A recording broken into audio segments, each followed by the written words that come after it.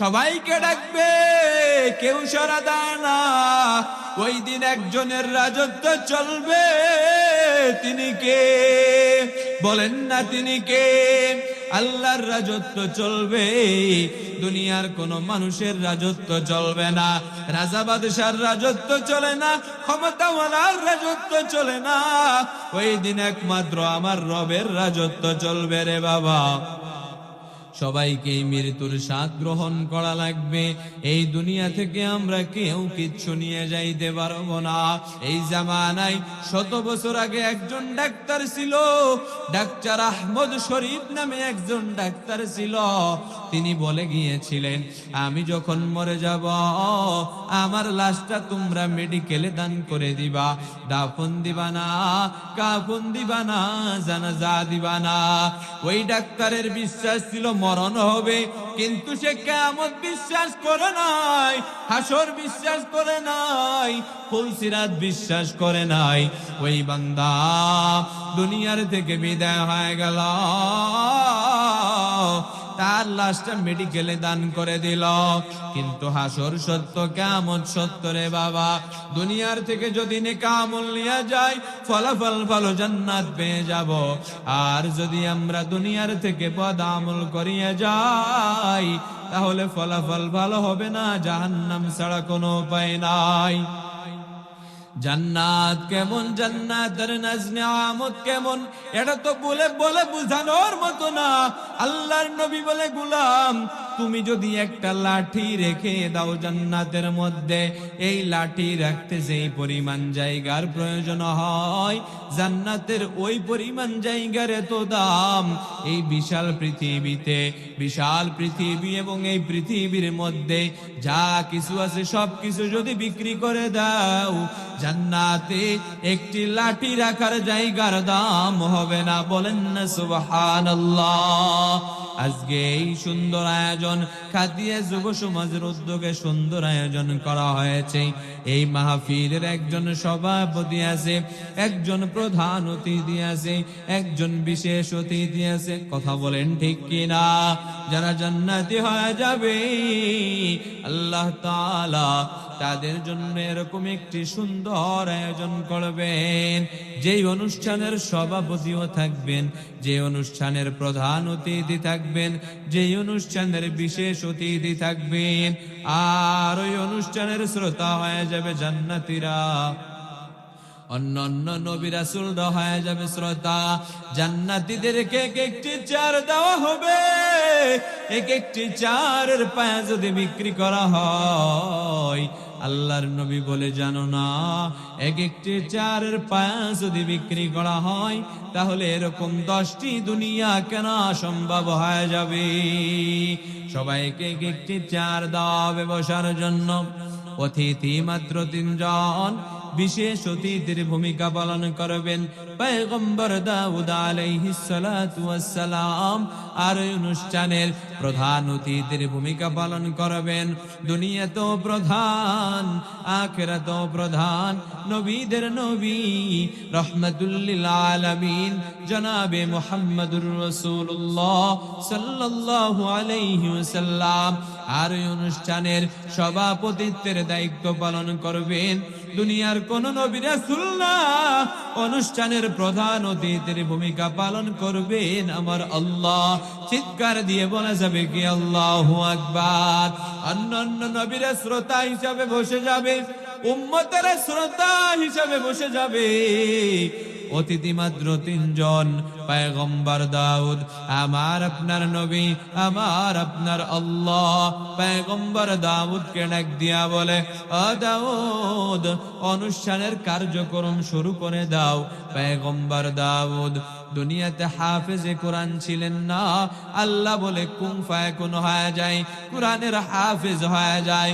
দাউদ নবীর কণ্ঠ একটা, আমাদের কণ্ঠ একটা। দাউদ নবী তেলাওয়াত করে এক জবানে 70 রকমের আওয়াজ বের হয়, এক জবানে 70 রকমের আওয়াজ বের হয়। নবীজি সাল্লাল্লাহু আলাইহি ওয়াসাল্লাম হিজরতের পূর্বে মক্কাতে অবস্থানরত সময়ে আল্লাহর উপর নাজিলকৃত সূরাকে বলা হয় মাক্কি সূরা। নবীজি হিজরত করে মদিনাতে চলে গেলেন, নবীর উপর নাজিলকৃত সূরাকে বলা হয় মাদানী সূরা। সূরাতুল মুমিনুন মাক্কি সূরা। কি সূরা? সবাই বলেন মাক্কি সূরা। এই সূরা থেকে আমি 7টি পয়েন্ট, 7টি গুণাবলী আলোচনা করব। আল্লাহ তাআলা এই 7 গুণের শেষে বলেন উলাইকা হুমুল ওয়ারিসুন। এই 7 গুণ যাদের মধ্যে থাকবে তারা জান্নাতের ওয়ারিস হয়ে যাবে। বলেন না সুবহানাল্লাহ। জান্নাতের ওয়ারিস আমরা হতে চাই। কে কে হতে চায়? নারায়ে তাকবীর, নারায়ে তাকবীর।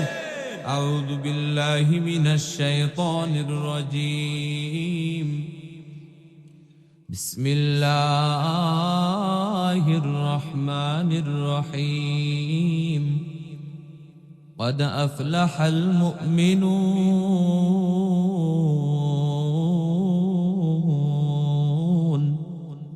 আল্লাহ তাআলা ডাক দিয়া বলে মুমিনেরা সফল কাম, মুমিনেরা সফল হয়ে গেছে, মুমিনেরা সফল, বিশ্বাসীরা সফল। আমরাও সফল হতে চাই, কিন্তু আমাদের সফলতা দুনিয়ার ধন দৌলত, দুনিয়ার সম্পদ, দুনিয়ার গাড়ি বাড়ির মধ্যে লিপ্ত হয়ে আছে। আল্লাহ বলে গোলাম না না, মানুষের সফলতা দুনিয়ার ধন দৌলতের উপর হতে পারে না। মানুষ ওই দিন সফল হয়ে যাবে যেই দিন মানুষ জান্নাতের ওয়ারিস হয়ে যাবে। কোন মানুষ যদি সূরাতুল মুমিনুনের 7টি গুণাবলী অর্জন করতে পারি, ওই বান্দা হয়ে যাবে সফল। ওই বান্দার জন্য জান্নাত। যেই বান্দার মধ্যে সূরাতুল মুমিনুনের 7টি গুণের কোনো একটি গুণ থাকবে না, ওই বান্দা সফল হতে পারে না। ওই বান্দার জন্য আমার মালিকের কাছে কিছুই রইবে না। আমরা সফল মুমিন হতে চাই, আমরা বিশ্বাসী হতে চাই। যদি আমরা সফল হতে চাই, যদি আমরা বিশ্বাসী হতে চাই, তাহলে আমাদেরকে 7 গুণে গুণান্বিত হওয়া লাগবে। 7 গুণের প্রথম নাম্বার গুণের নাম আল্লাহ তাআলা এ সূরার 2 নম্বর আয়াতে আলোচনা করেন। আল্লাহ তাআলা বলেন আল্লাযীনা হুম ফি সালাতিহিম খাশিউন। কোন মানুষ যদি সফল হতে চায়, সফল মুমিনের প্রথম নাম্বার গুণ, মুমিনেরা সদা সর্বদা যখন রবের সামনে দাঁড়ায়, যখন মালিকের সামনে দাঁড়ায়, যখন তাকবীর তাহরিমা বলিয়া নামাজ আদায় করা শুরু করে দেয়, সালাম ফিরানোর আগ পর্যন্ত অত্যন্ত নম্র ভদ্রভাবে নামাজ আদায় করে। নামাজে তারা খুজু বিনীত ভাবে নামাজ আদায় করে। মুমিনেরা নামাজে তাড়াহুড়া করে না। মুমিনেরা নামাজ দাঁড়ায় সংসারে হিসাব মেলায় না, ব্যবসা বাণিজ্যের হিসাব মেলায় না, ছেলে মেয়ের চিন্তা করে না, রবের সামনে দাঁড়ায় রবের কুদরতি পায়ে সিজদা দেওয়ার জন্য। আল্লাহ তাআলা সূরাতুল বাকারার 238 নম্বর আয়াতে বলেন হাফিজু আলাস সালাওয়াতি ওয়াস সালাতিল উসতা ওয়া কুমু লিল্লাহি কানিতিন। এ মুমিনের দল, মুমিন তো তারা যারা নামাজের প্রতি যত্নবান হয়, যারা নামাজের খেয়াল রাখে, যারা ফজরের খেয়াল রাখে, যারা জোহরের খেয়াল রাখে, আসর মাগরিব এশার খেয়াল রাখে। কিন্তু আমাদের ফজর চলে যায় ঘুমের মধ্যে, আমাদের জোহর চলে যায় কাজের মধ্যে, আসর মাগরিব খেলায় চলে যায়। নামাজের প্রতি আমরা যত্নবান হতে পারি নাই, নামাজের প্রতি আমরা খেয়াল রাখতে পারি নাই। আল্লাহ বলে গোলাম যদি সফলতা আনতে চাও তাহলে তোমাদেরকে অবশ্যই নামাজের প্রতি যত্নবান হওয়া লাগবে। নামাজে তাড়াহুড়া করা যাবে না। আল্লাহর নবীর সাহাবী নবীজি আমার মসজিদের মধ্যে বসা, সাহাবী একজন মসজিদের মধ্যে ঢুকিয়া তাকবীরে তাহরিমা বলিয়া নামাজ আদায় করা শুরু করল। নামাজ আদায় করার পর আমার আল্লাহ ডাক দিয়ে কয়, সাহাবী তুমি আবার নামাজ আদায় করে নাও। বারবার দুইবার নামাজ আদায় করার পর আবার নবী ডাক দিয়ে কয়, ওরে সাহাবী তুমি আবার নামাজ আদায় করে নাও। বারবার তিনবার নামাজ আদায় করার পর আমার নবী ডাক দিয়ে কয়, সাহাবী তুমি আবার নামাজ আদায় করো। সাহাবী এবার কেঁদে ফেললেন, ডাক দিয়ে কয়, পয়গম্বর আমি এর থেকে সুন্দরভাবে নামাজ আদায় করতে পারি না, আপনি আমাকে সুন্দরভাবে নামাজ আদায় করা শিখায় দেন। পয়গম্বর ডাক দিয়ে কয়, সাহাবী আমি বারবার তাকায় দেখলাম তুমি যখন তাকবীরে তাহরিমা বলিয়া নামাজ আরম্ভ করো, তুমি যখন রুকুতে যাও রুকুর তাসবিহগুলা পড়ে নাও, তুমি যখন সামি আল্লাহু লিমান হামিদা বলো তুমি তখন দাঁড়াও। আমি কিন্তু দেখেছি তুমি সোজা হয়ে না দাঁড়ায়া তুমি তাড়াহুড়া করিয়া তুমি সেজদাতে চলে যাও। এ সাহাবী সব জায়গায় তাড়াহুড়া করবা, কিন্তু আমার রবের সামনে যখন দাঁড়াইবা তখন তাড়াহুড়া করবা না। তুমি দুনিয়ার কোন মানুষের সামনে দাঁড়াও নাই, তুমি একজনের সামনে দাঁড়িয়েছো। চিৎকার দিয়ে বলেন না তিনি কে? আল্লাহ আল্লাহ কা মুবারক নাম হ্যায়, अल्लाह अल्लाह आशिकों का काम है। या इलाही मुझसे मुझको दूर कर, ताकि देखो मुझ में तुझको एक नजर। या इलाही तू मेरा माबूद है, या इलाही तू मेरा माशूक है। চিৎকার দিয়ে বলা যাবে কি আল্লাহু আকবার? এ মুসলমান, সাহাবী নামাজ আদায় করে সুন্দরভাবে নামাজ আদায় করে। আমার নবী ডাক দিয়ে কয়, তোমরা যখন নামাজ আদায় করবা তোমাদের অন্তরের মধ্যেই ধারণা করবা আমি আমার রবকে দেখে দেখে নামাজ আদায় করে। আর যদি তোমাদের অন্তরের মধ্যে এই ধারণাটুকু করতে কষ্ট হয়ে যায়, অন্তত পক্ষে আমি আমার রবকে না দেখলে আমার রব আমারে দেখে। বলেন না সুবহানাল্লাহ। এ মুসলমান, আল্লাহর নবী বলে, গোলাম তোমরা যখন নামাজ আদায় করবা নামাজে খুজু বাড়ানোর জন্য, নম্র ভদ্রভাবে নামাজ আদায় করার জন্য যখন নামাজ আদায় করবা মনে করবা এই নামাজ আমার জিন্দেগির শেষ নামাজ।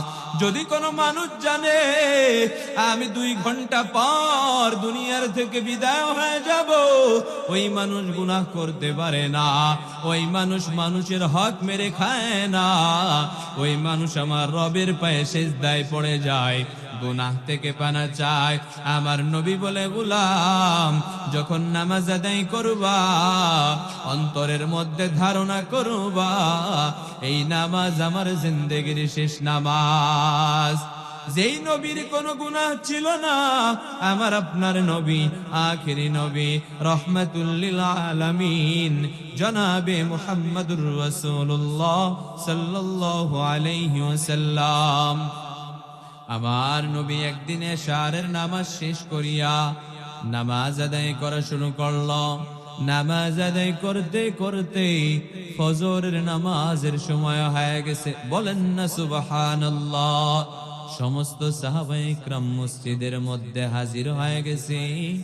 সবাই এসে তাকায় দেখে মসজিদের মধ্যে নবী নাই, নবী আজ মসজিদে আসে নাই।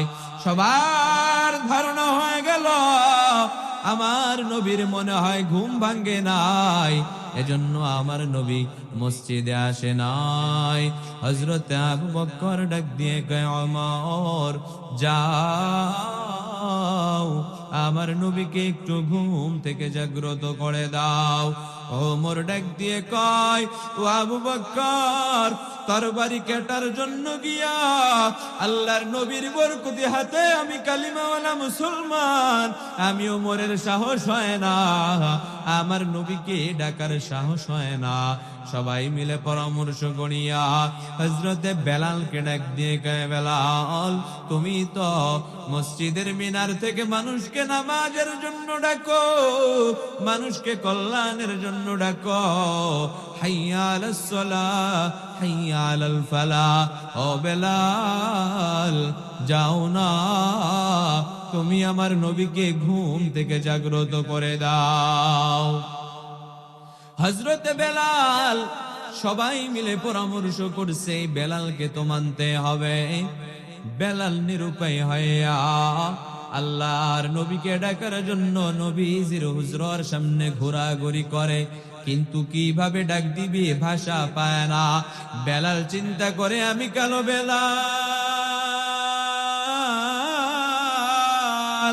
আমার আল্লাহ তার নবীকে যদি ডাকার প্রয়োজন হয় তো কখনো নাম ধরে ডাকেন না। আমার আল্লাহ আমার নবীকে ডাকতেন তাহা, ইয়াসিন, ইয়া আইয়ুহাল মুদ্দাত্তির, ইয়া আইয়ুহাল মুজাম্মিল, বলা যাবে কি সুবহানাল্লাহ। হযরতে বেলাল মনে করে আমার নবী ঘুমায়, আমার নবী ঘুমায় না,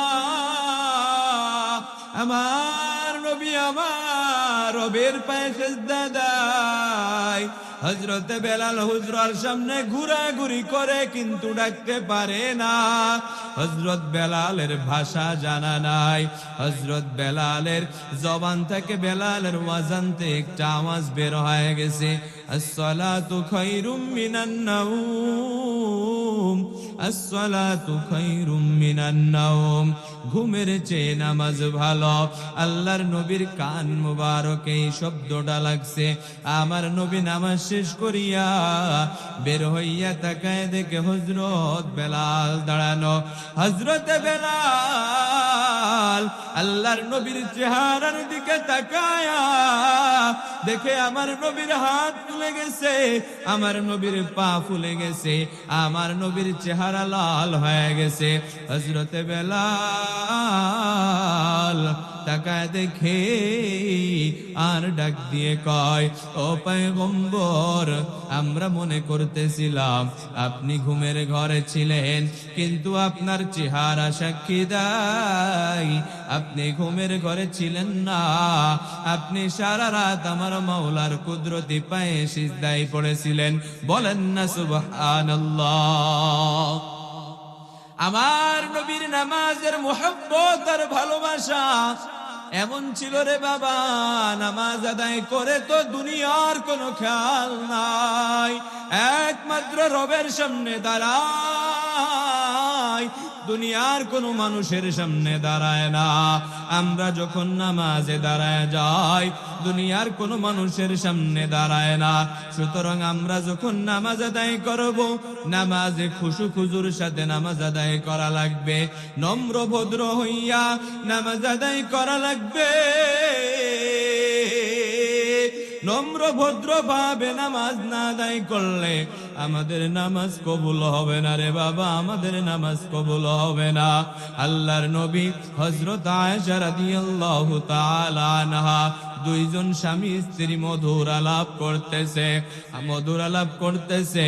মসজিদের মিনার থেকে আজান হয়ে গেছে, আল্লাহর নবী মসজিদের দিকে রওনা করছে। আয়েশা পিছন থেকে ডাক দিয়ে কয়, পয়গম্বর আপনি একটু দাঁড়ান। আল্লাহর নবী পিছন দিকে ফেরিয়া ডাক দিয়া বলে, তুমি কে? ডাক দিয়া বলে, আমি আপনার বিবি আয়েশা। বলে, কোন আয়েশা? বলে, আমার বাবা হযরতে আবু বকর। বলে, আবু বকরকে আমি চিনি না। আয়েশা পাগল হয়ে গেছে। পাগল হইয়া হযরত আবু বকরের কাছে গিয়া ডাক দিয়ে কয়, বাবা গো, রহমাতুল লিল আলামিন পাগল হয়ে গেছে, আমাকে চিনে না, আপনাকে চিনে না, ওমরকে চিনে না, হযরত আলীকে চিনে না। আবু বকর ডাক দিয়ে কয়, মা তুমি কখন আমার নবীকে ডাক দিয়েছ? বলে, যখন মসজিদের মিনার থেকে আজান হয়ে গেছে, সবাই রওনা করছে, তখন আমি পিছন থেকে নবীজিকে ডাক দিয়েছি। আবু বকর ডাক দিয়ে কয়, মা জানো না, যখন মসজিদ থেকে আজান হয়ে যায়, আল্লাহু আকবার, আল্লাহু আকবার, আমার নবীর সম্পর্ক তার মাসুক রবের সঙ্গে হয়ে যায়।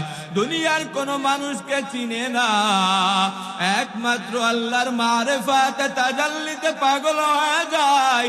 দুনিয়ার কোন মানুষকে চিনে না, তখন আমি আবু বকর আর তুমি আয়েশা কেন, তামাম দুনিয়ার মানুষ যদি নবীর সামনে দাঁড়ায়, আমার নবী কাউকে চিনে না, তখন একজনের সাথে সম্পর্ক হয়ে যায়। তিনি কে? আমার আল্লাহর সাথে সম্পর্ক হয়ে যায় রে বাবা। এজন্য মুমিনের প্রথম নাম্বার গুণ হলো, মুমিনেরা নামাজের প্রতি খেয়াল রাখবে, মুমিনেরা নামাজের প্রতি যত্নবান, মুমিনেরা নামাজে খুশু নম্র ভদ্র, মুমিনেরা বিনীত ভাবে নামাজ আদায় করবে।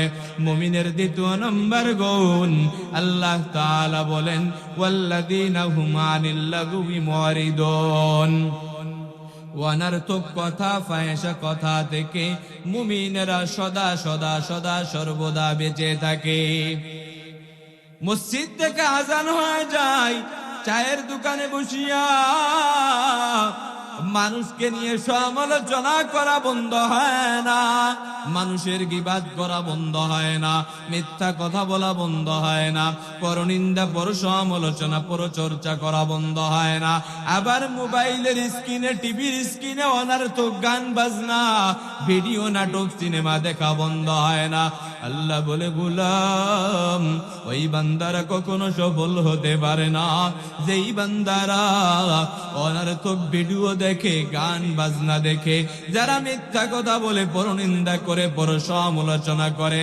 এর গোলাম, যদি আমাদেরকে ফাহিশা কাজ কর্ম থেকে বাঁচতে হয়, আল্লাহ কোরআনের ভিন্ন জায়গায় বলেন, ইন্নাস সালাতা তানহা আনিল ফাহশাই ওয়াল মুনকার, নিশ্চয় নামাজ সমস্ত ফাহিশা কাজ, অন্যায় কাজ, অশ্লীল কাজ থেকে বান্দাকে ফারেগ রাখে। একমাত্র নামাজের মুহাব্বত আর ভালোবাসা যদি আমাদের মধ্যে থাকে, তাহলে অনর্থক কথা, অনর্থক কাজ থেকে আমরা বেঁচে থাকতে পারব। মুমিনের দ্বিতীয় নম্বর গুণ চলে গেল। মুমিনের তৃতীয় নম্বর গুণ, ওয়াল্লাযীনা হুম লিয-যাকাতি ফাইলুন, ধন সম্পদ দেওয়ার মালিক কে? বলেন না কে? হায়াত মউত রিজিক দৌলাতের মালিক আমার আল্লাহ, সবকিছুর মালিক কে? আমার আল্লাহ। আল্লাহ বলে, গোলাম, মুমিনের তৃতীয় নম্বর গুণ হলো, মুমিনেরা সদা সর্বদা তার সম্পদের হিসাব মিলায়া যাকাত আদায় করে, যাকাত প্রদান করে। তাহলে বোঝা গেল মুমিনেরা যাকাত আদায় করে। মুমিনেরা মানুষের হক নষ্ট করে না, গরিবের হক নষ্ট করে না। যারা গরিবের হক মেরে খায়, তারা কখনো মুমিন হতে পারে না। কথা বলেন ঠিক কিনা? এরে মুসলমান, মুমিনের চতুর্থ নম্বর গুণ, ওয়াল্লাযীনা হুম লিফুরুজিহিম হাফিজুন, এ আমার যুবক বাবারা, মুমিনেরা সদা সর্বদা তাদের লজ্জা স্থানের হেফাজত করবে। কিন্তু আমরা এমন যুবক, আমার যুবক বাবারা, ওই আমার যুবক বাবার কাছ থেকে তার বোনটাও নিরাপদ না, সন্তানের কাছে মা নিরাপদ না, মায়ের কাছে সন্তান নিরাপদ না।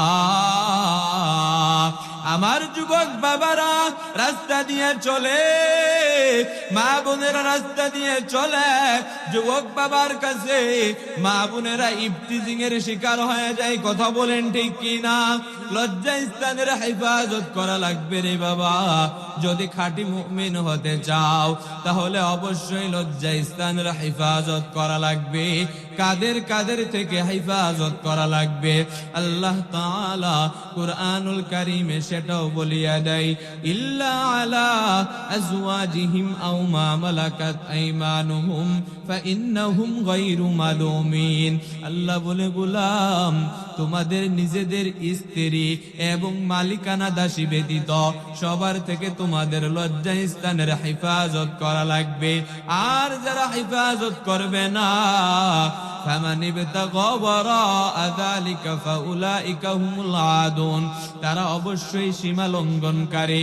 আর যারা সীমা লঙ্ঘন করবে তারা জান্নাতের ওয়ারিস হতে পারবে না, তাদের জন্য ঠিকানা হলো জাহান্নাম। বলেন না নাউজুবিল্লাহ।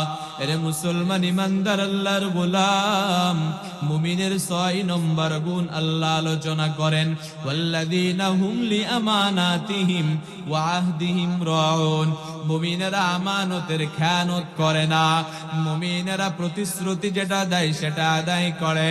আল্লাহ তাআলা শেষ 7 গুণ আলোচনা করেন, ওয়াল্লাযীনা হুম আলা সালাওয়াতিহিম ইউহাফিজুন। মুমিনেরা নামাজের প্রতি যত্নবান, মুমিনেরা ফজরের খেয়াল রাখে, মুমিনেরা জোহরের খেয়াল রাখে, আসর মাগরিব এশার খেয়াল রাখে।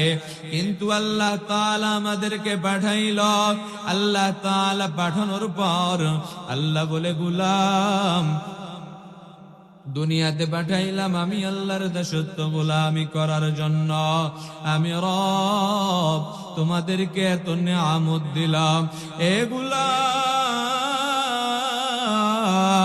আমার নিয়ামত ভক্ষণ করিয়া তুই আমার কুদরতি পায়ে সিজদা দাও না। তুই ফজরে আসো না, আসরে আসো না, মাগরিবে আসো না, এশাও আসো না, আমি রাত্র 12টা পর্যন্ত তোর জন্য অপেক্ষা করি।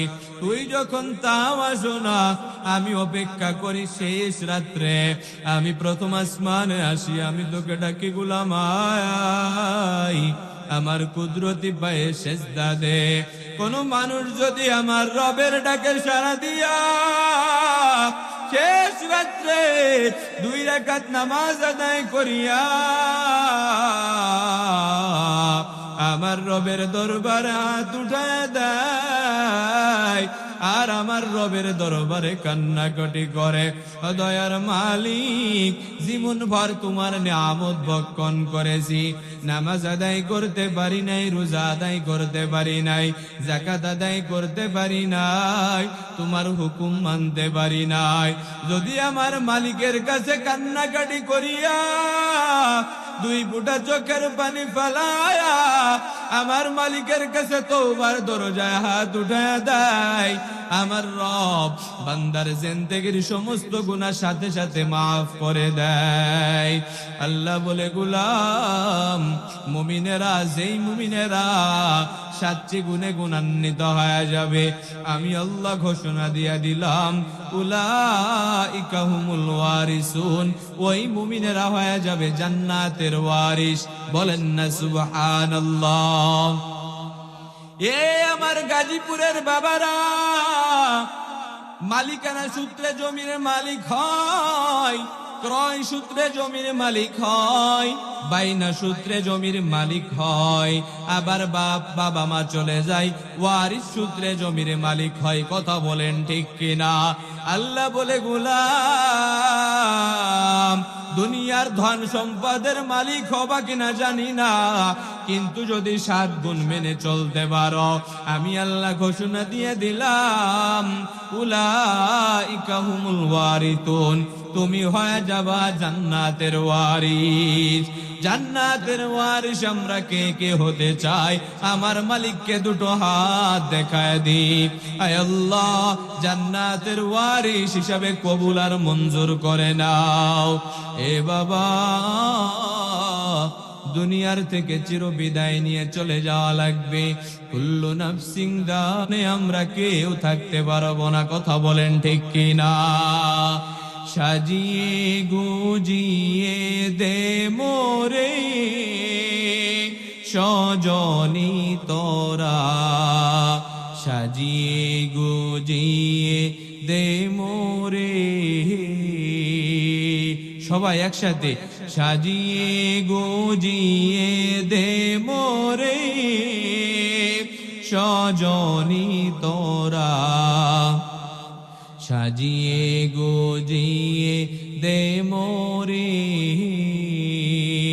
বরই পাতার গরম জলে শোয়াইয়া মশারির তলে, বরই পাতার গরম জলে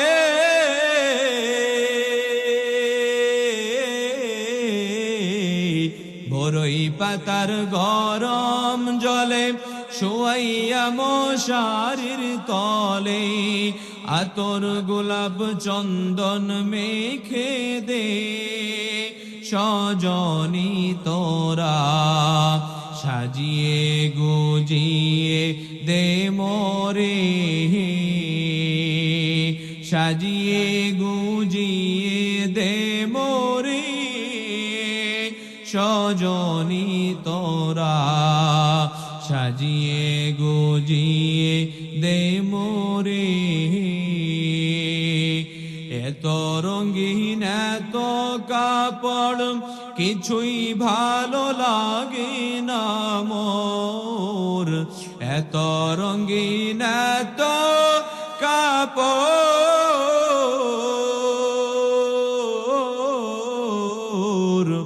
এত রঙিন এত কাপড় কিছুই ভালো লাগে না মোর। সাদা কাপড় সাদা কাপড় সাদা কাপড় পরাই দে মোরে সজনি তোরা, সাজিয়ে গুজিয়ে দে মোরে,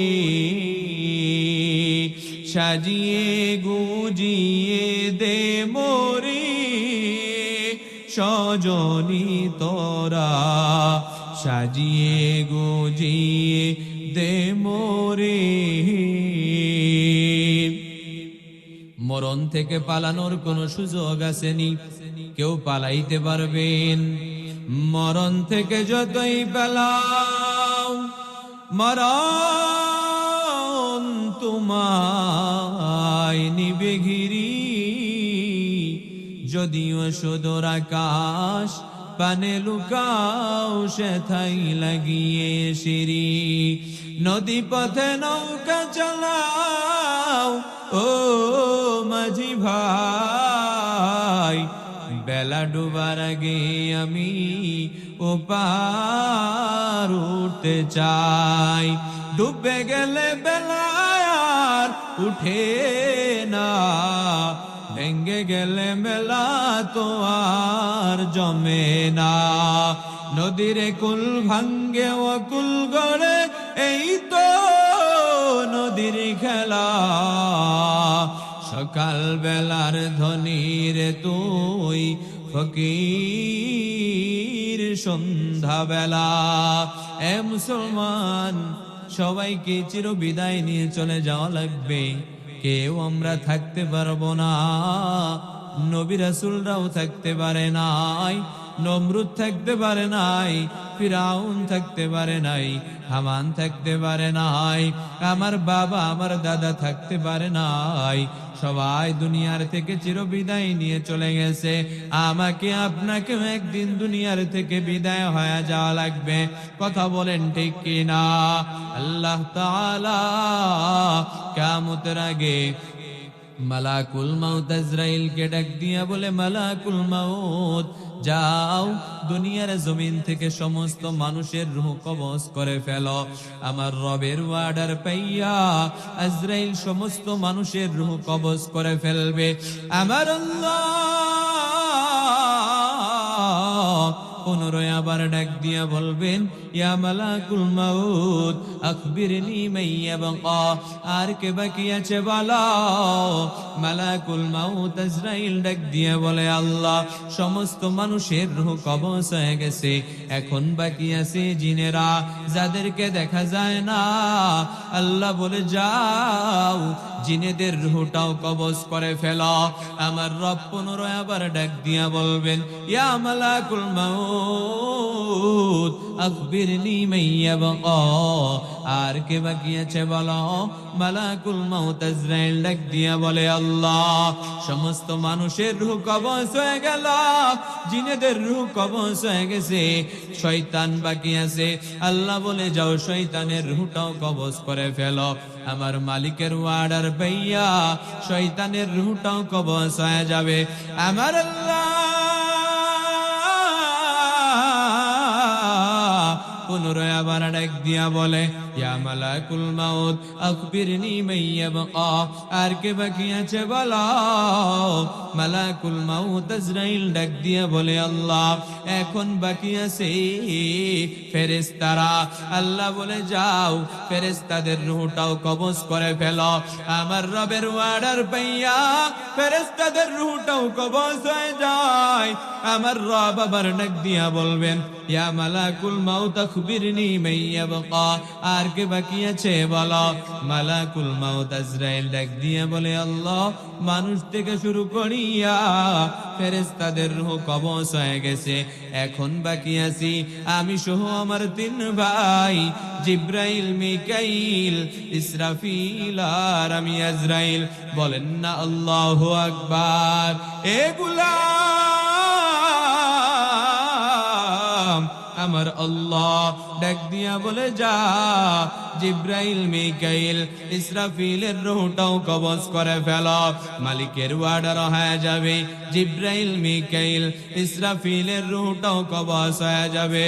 আমার আল্লাহ ডাক দিয়া বলে, ইয়া মালাকুল মাউত আর কে বাকি আছে বলো, আর কে বাকি আছে বলো। মালাকুল মাউত আজরাইল ডাক দিয়া বলে, আল্লাহ মানুষেরা নাই, জিনেরা নাই, শয়তান নাই, ফেরেশতারা নাই, আমার ভাই জিব্রাইল নাই, মিকাইল নাই, ইসরাফিল নাই, আসমানের নিচে জমিনের উপরে এখন শুধুমাত্র বাকি আছি আমি আজরাইল আর আপনি। আল্লাহ বলেন না আল্লাহু আকবার। আমার আল্লাহ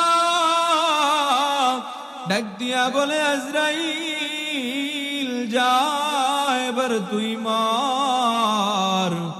যখন বলবে তুই মর, আজরাইলের ঘাম বের হয়, খিঁচুনি ছুটে যায়, পাগল পারা হয়ে যায়। আজরাইল ডাক দিয়া বলে, মালিক গো, আমি যদি জানতাম আমাকেও একদিন মরা লাগবে, তাহলে আজরাইলের কঠিন দায়িত্বের থেকে আমি আপনার কাছে ক্ষমা চেয়ে নিতাম। আল্লাহ বলে, যা, কোনো বাহানা দিয়া লাভ হবে না, এবারে তুই মার। আজরাইল জান্নাত জাহান্নামের মাঝখানে দাঁড়া বিকট আওয়াজ ঘটিয়ে আজরাইল নিজে মৃত্যুর স্বাদ গ্রহণ করে নেবে। আল্লাহর নবী বলে, দুনিয়ার মানুষ জানো না, দুনিয়ার মানুষ যদি আজরাইলের আওয়াজ শুনতো, কিয়ামতের ময়দান ঘটিত হওয়ার প্রয়োজন ছিল না। আজরাইলের ওই আওয়াজে মানুষগুলা মরে যাইতো, পাগল হয়ে যাইতো। আমার আল্লাহ আজরাইলও চলে গেল, মানুষ থেকে শুরু করিয়া কেউ বাকি নাই। আমার আল্লাহ রাগান্বিত হইয়া চেয়ার নিয়ে বসিয়া, লিমানিল মুলকুল ইয়াউম লিল্লাহিল ওয়াহিদিল কাহার।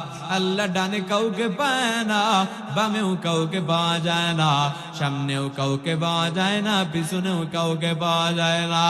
আমার রব দুনিয়ার ক্ষমতাওয়ালাদেরকে ডাকে, ক্ষমতাওয়ালা, এ বাড়িওয়ালা, এ গাড়িওয়ালা, এ সম্পদওয়ালা, এ মেম্বার, চেয়ারম্যান, এমপি, মন্ত্রী, সবাইকে ডাকবে, কেউ সাড়া দেয় না। ওই দিন একজনের রাজত্ব চলবে, তিনি কে? বলেন না তিনি কে? আল্লাহর রাজত্ব চলবে, দুনিয়ার কোন মানুষের রাজত্ব চলবে না। রাজা বাদশার রাজত্ব চলে না, ক্ষমতাওয়ালার রাজত্ব চলে না। ওই দিন একমাত্র আমার রবের রাজত্ব চলবে রে বাবা। সবাইকে মৃত্যুর স্বাদ গ্রহণ করা লাগবে। এই দুনিয়া থেকে আমরা কেউ কিচ্ছু নিয়ে যাইতে পারবো না।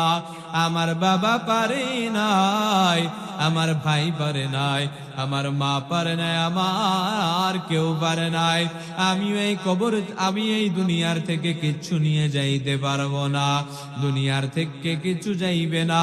হযরত আয়েশা রাদিয়াল্লাহু আনহা আর তার বাবা হযরত আবু বকর রাদিয়াল্লাহু তাআলা আনহু, আবু বকর আয়েশাকে ডাক দিয়ে কয়, মা এই নাও 3 টুকরা কাফনের কাপড়, আমি যখন মরে যাব এই কাফন দিয়ে আমাকে দাফন দিয়া দিবা। আবু বকরের কাপড় দেওয়ার পর আয়েশা তাকায় দেখে 3 টুকরা কাফনের মধ্যে 2 টুকরা কাপড় পুরাতন। ডাক দিয়ে কয়, বাবা গো, 3 টুকরা নতুন কাফন কেনার মতো কি আমাদের সামর্থ্য হতো না? আবু বকর ডাক দিয়ে কয়, মা কবরের মধ্যে ভালো কাপড়ের দাম নাই, মন্দ কাপড়ের দাম নাই, নতুন পুরাতনের দাম নাই। কবরের মধ্যে একমাত্র দাম বান্দার আমলের।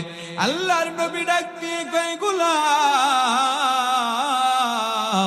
মানুষ যখন মরে যায়, মানুষের সঙ্গে 3টি জিনিস যায়।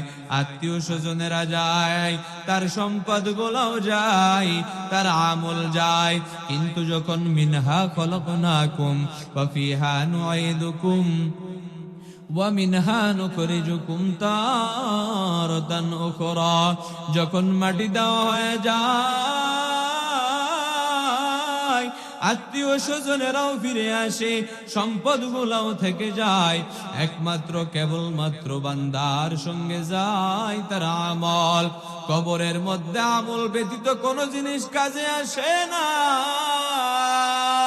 হযরত ফাতেমাতুজ জোহরা রাদিয়াল্লাহু তাআলা আনহাকে কবরের মধ্যে রাখিয়া সাহাবী ডাক দিয়ে কয়, কবরের মাটি,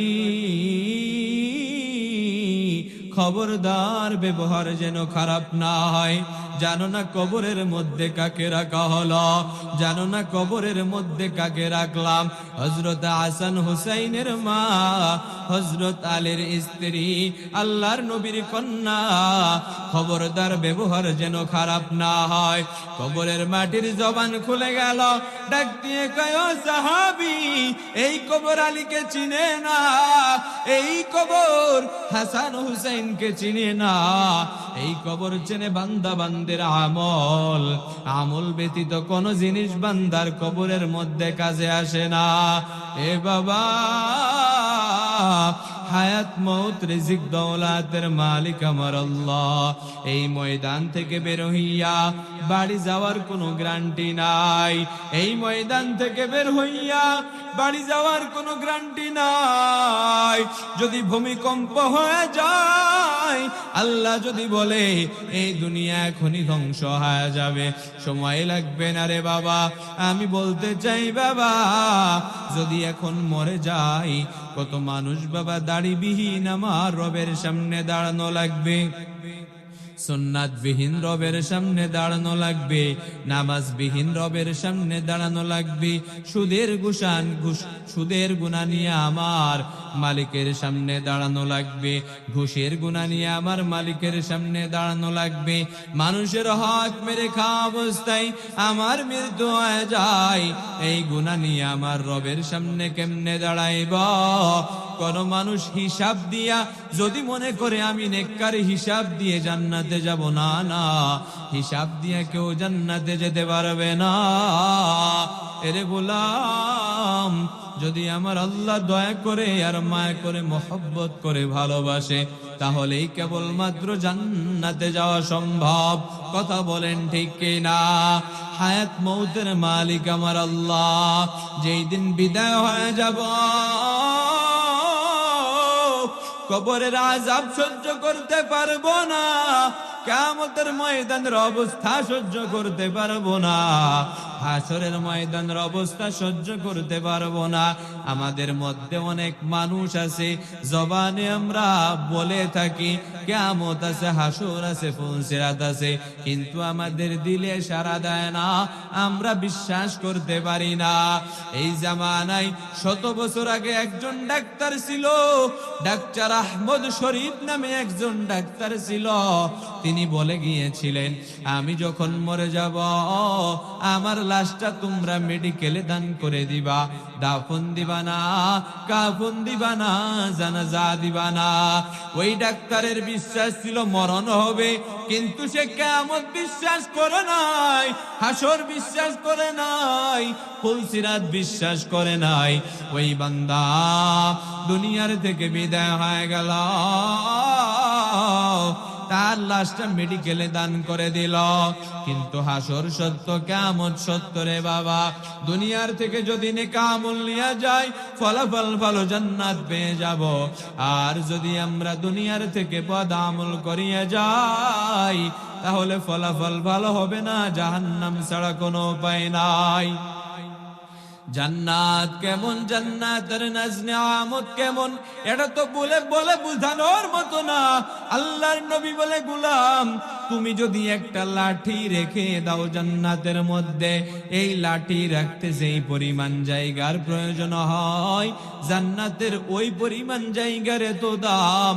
এই বিশাল পৃথিবীতে, বিশাল পৃথিবী এবং এই পৃথিবীর মধ্যে যা কিছু আছে সব কিছু যদি বিক্রি করে দাও, জান্নাতে একটি লাঠি রাখার জায়গার দাম হবে না। বলেন না সুবহানাল্লাহ।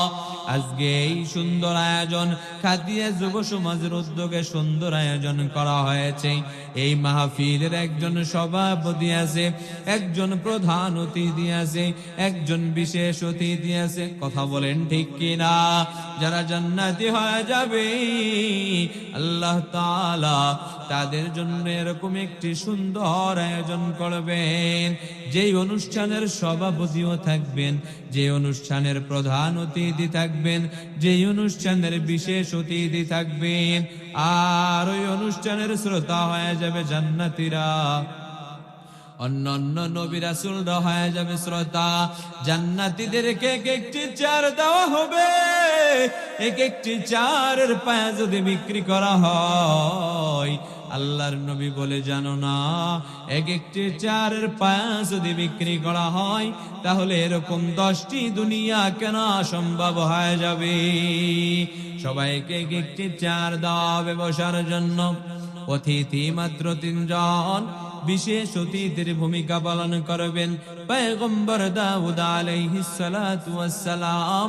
আর অনুষ্ঠানের প্রধান অতিথির ভূমিকা পালন করবেন দুনিয়াতেও প্রধান, আখিরাতেও প্রধান, নবীদের নবী, রাহমাতুল লিল আলামিন জনাবে মুহাম্মদুর রাসূলুল্লাহ সাল্লাল্লাহু আলাইহি ওয়াসাল্লাম।